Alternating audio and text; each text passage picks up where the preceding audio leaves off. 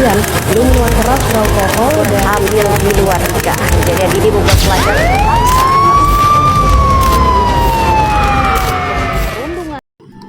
Apa sih itu bullying?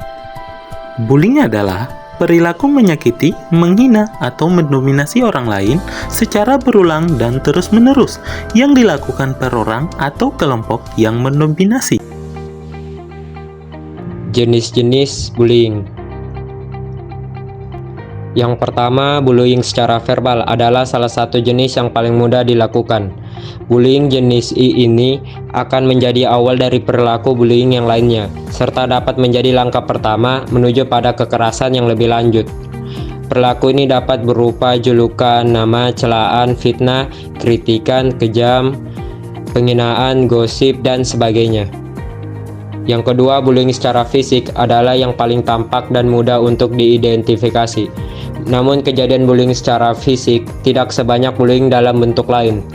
Perilaku ini dapat berupa memukul, menendang, menampar, mencekik, menggigit, mencakar, meludahi, dan merusak, serta menghancurkan barang-barang milik korban. Yang ketiga, bullying secara elektronik adalah bullying yang dilakukan melalui sarana elektronik seperti komputer, handphone, internet, website, email, SMS, dan sebagainya. Biasanya ditunjukkan untuk meneror korban dan menggunakan tulisan, animasi, gambar, dan rekaman video atau film yang sifatnya mengintimidasi, menyakiti, atau menyudutkan. Apakah teman-teman mengetahui apa dampak dari bullying terhadap pendidikan?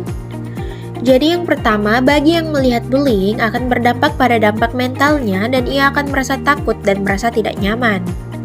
Kemudian bagi pelaku bullying sendiri biasanya akan mendapat sanksi dari orang tua, pihak berwajib, atau di persidangan dan pada akhirnya bisa saja dipenjara. Sebagai korban akan berdampak seperti cenderung mengalami rendahnya tingkat kehadiran di sekolah, sering emosi dan labil, sering terlihat luka dan memar, menurunnya nilai akademik dan menurunnya IQ siswa, atau yang lebih parah bunuh diri. Dampak psikologis bullying pada korban. Perilaku bullying bisa menyebabkan berbagai macam gangguan mental maupun fisik bagi korban yang mengalaminya. Dampak bullying dapat sangat merugikan bagi korban. Berikut penjelasannya. Yang pertama adalah gangguan mental. Dampak bullying bagi korban yang paling sering terjadi adalah memicu masalah seperti gangguan cemas, depresi yang dapat bertahan lama. Yang kedua adalah gangguan tidur. Korban bullying biasa mengalami stres berkepanjangan yang dapat menyebabkan insomnia sehingga mengganggu siklus tidur. Yang ketiga, penurunan prestasi. Kesulitan fokus dan ketakutan pergi ke sekolah bagi korban bullying bisa dapat menyebabkan prestasi akademik menurun. Selanjutnya, trust issue atau kesulitan mempercayai orang lain. Korban bullying akan merasa khawatir mendapatkan perlakuan buruk kembali bila menaruh kepercayaan terhadap orang lain. Nomor 5, memiliki pikiran untuk balas dendam. Dampak bullying terhadap psikologi korban berikutnya adalah memiliki pikiran untuk balas dendam. Hal ini perlu diwaspadai karena bisa menyebabkan seseorang melakukan tindakan kekerasan pada orang lain untuk melimpahkan kekesalannya. Nomor 6, masalah kesehatan. Tindakan bullying bisa memengaruhi kondisi tubuh terutama bagi korban yang mendapatkan kekerasan secara fisik seperti luka dan memar. Selain itu, bullying juga turut memicu stres berkepanjangan sehingga berisiko menimbulkan berbagai macam masalah kesehatan. Dan yang terakhir yaitu nomor 7, rendah diri. Korban bullying akan mengalami penurunan harga diri, merasa tidak berharga, berdampak pada hubungan sosial dan kepercayaan diri. Selanjutnya, pembulian di tempat kerja dan hak-hak pekerja. Pembulian di tempat kerja adalah perilaku tidak menyenangkan yang disengaja, berulang, dan membuat tertekan yang ditujukan kepada tenaga kerja. Adapun bentuk-bentuk pembulian di tempat kerja bisa berupa pelecehan, dikucilkan, pengintimidasian dengan gestur tubuh atau tatapan mata, meremehkan pekerjaan orang lain, dan penyalahgunaan wewenang seperti memberikan tugas dan tanggung jawab yang tidak masuk akal atau menghalangi kesempatan untuk berkembang. Adapun beberapa hak-hak pekerja yang terkait dengan bullying di tempat kerja. Yang pertama, hak atas perlindungan dari bullying dan pelecehan. Para pekerja berhak untuk dilindungi dari bullying dan pelecehan oleh atasan serta rekan kerja. Yang kedua, hak atas tempat kerja yang aman dan nyaman.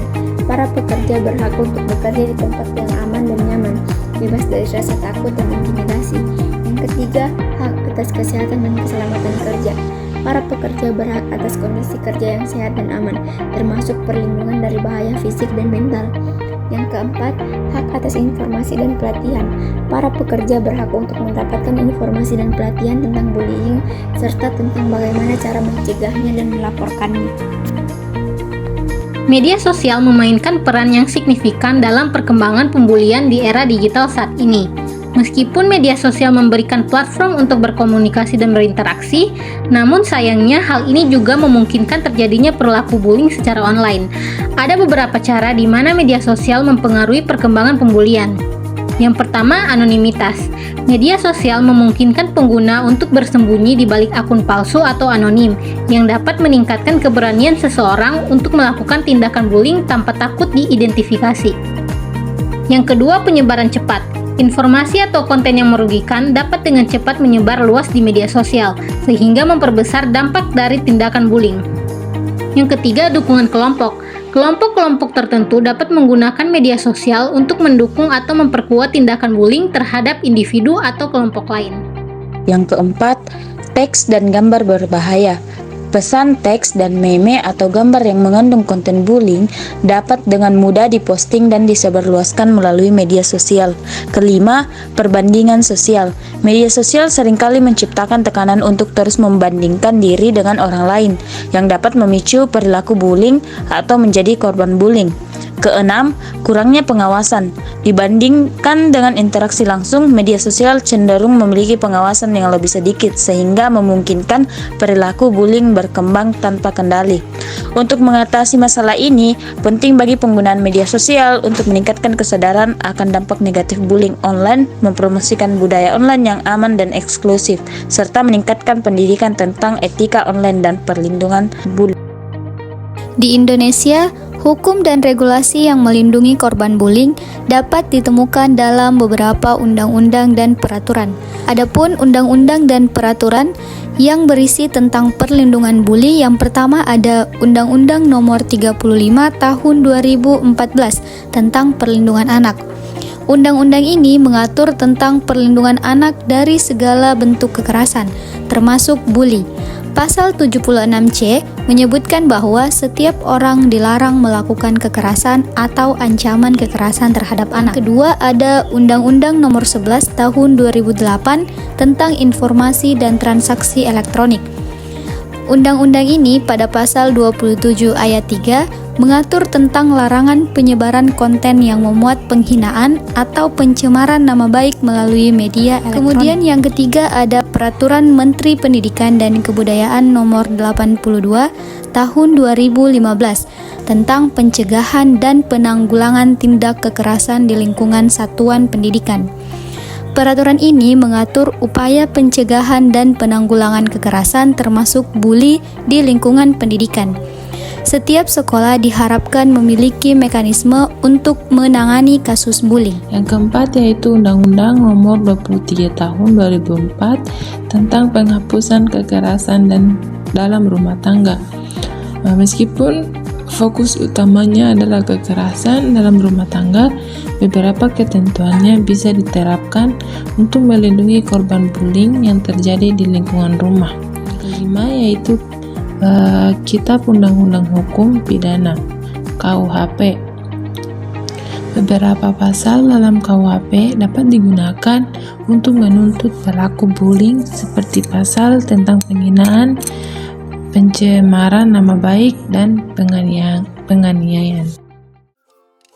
Strategi komunitas dalam melindungi korban pembulian. Membangun komunitas yang aman dan bebas dari bullying membutuhkan komitmen dan usaha bersama. Berikut ada 6 strategi penting yang dapat diterapkan. Yang pertama, meningkatkan kesadaran dan pemahaman, yaitu lakukan edukasi dan sosialisasi tentang definisi, dampak, dan cara mencegah bullying secara berkelanjutan, serta gunakan berbagai media seperti seminar, workshop, kampanye media sosial, dan materi edukasi untuk menjangkau masyarakat luas. Yang kedua, membangun budaya peduli dan saling menghormati, yaitu tanamkan budaya saling menghormati dan menghargai di komunitas. serta dorong rasa empati dan kepedulian antara anggota komunitas untuk saling membantu dan mendukung korban bullying. Yang ketiga, melatih keberanian intervensi, yaitu berikan pelatihan kepada anggota komunitas untuk menjadi saksi aktif dan berani menegur tindakan bullying yang terjadi, serta ajarkan cara intervensi yang aman dan efektif untuk membantu korban bullying. Yang keempat, membentuk sistem pelaporan yang aman dan mudah diakses. Sediakan platform yang aman dan mudah diakses bagi korban bullying untuk melaporkan kejadian yang mereka alami. Pastikan kerahasiaan identitas korban terjaga dan tidak lanjutnya dilakukan dengan profesional. Yang kelima, mendukung pemulihan korban. Berikan dukungan psikologis dan emosional bagi korban bullying untuk membantu mereka pulih dari trauma dan kembali membangun kepercayaan diri. Fasilitasi akses ke layanan profesional seperti konseling atau terapi untuk membantu pemulihan korban. Yang keenam, membangun kolaborasi dengan berbagai pihak. Jalin kerjasama dengan sekolah, organisasi sosial, dan instansi pemerintah untuk membangun sistem pencegahan dan penanganan bullying yang komprehensif. Bekerja sama untuk menciptakan ruang publik yang aman dan bebas dari bullying. Dengan menerapkan 6 strategi penting ini, komunitas dapat menjadi benteng pertahanan yang kuat untuk melindungi para korban bullying dan menciptakan lingkungan yang aman dan nyaman bagi semua. Upaya rehabilitasi dan pemulihan bagi korban bullying adalah proses yang penting dan memerlukan pendekatan yang komprehensif. Beberapa langkah yang dapat diambil untuk membantu korban bullying pulih dari pengalaman traumatis mereka yaitu 1. Konseling psikologis. Ini adalah langkah pertama dan sangat penting dalam proses pemulihan. Konseling dapat membantu korban mengatasi trauma, membangun kembali harga diri, dan mengembangkan strategi untuk menghadapi situasi serupa di masa depan. 2. Terapi psikis. Terdapat berbagai jenis terapi yang dapat membantu anak-anak dan remaja yang menjadi korban bullying.